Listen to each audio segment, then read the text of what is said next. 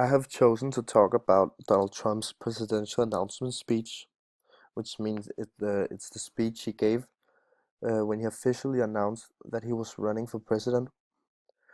The speech was given by him on June the 6th in 2015 in his own tower on Manhattan, which is called the Trump Tower.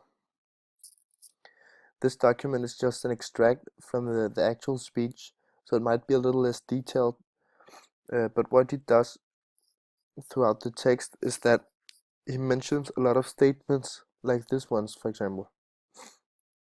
When did we beat Japan at anything? They sent their cars over by the millions. And what do we do? When was the last time you saw a Chevrolet in Tokyo? It doesn't exist, folks. They beat us all the time. Or this one.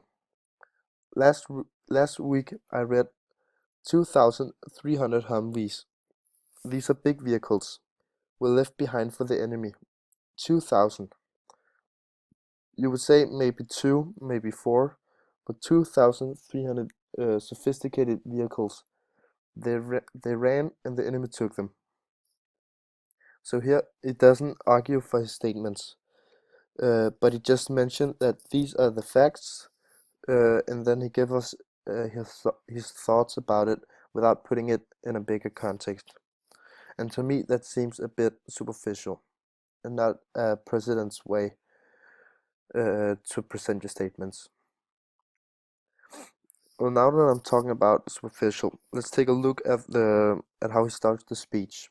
He starts it off by saying, "I can tell some of the candidates they went in, they didn't know the air conditioner didn't work, so they sweated like dogs. They didn't know the room was too big because they didn't have anybody there. How are they going to beat ISIS? I don't think it's gonna happen." He starts by saying that the other candidates sweated like dogs, and then connected that with them not being able to beat the ISIS because they sweated like dogs. And that's probably the most superficial argument I've ever heard. Now, let's dive into some of the rhetorical analysis. I would say he uses ethos and pathos as appeal forms.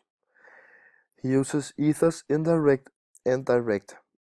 Indirect because he's a billionaire and a very successful businessman, so in that way the audience have respect for him and really want to listen to him because he's so successful.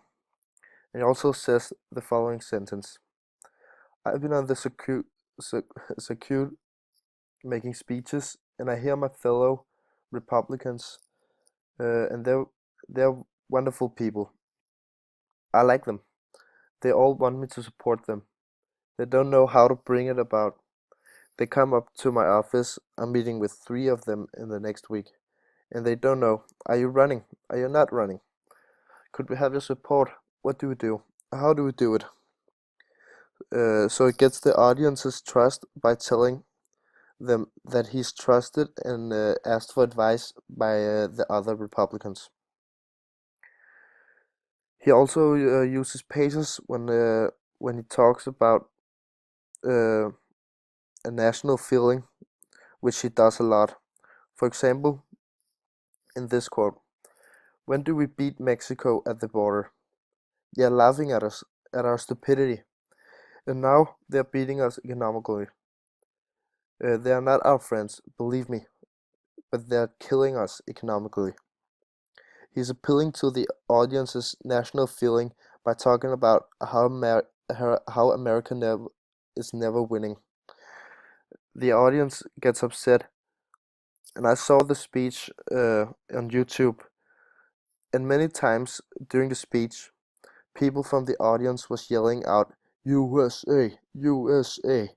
So we really do appeal to their national feeling. So to sum it all up, I would say his statements are very superficial, and that I also don't think that his arguments are bulletproof.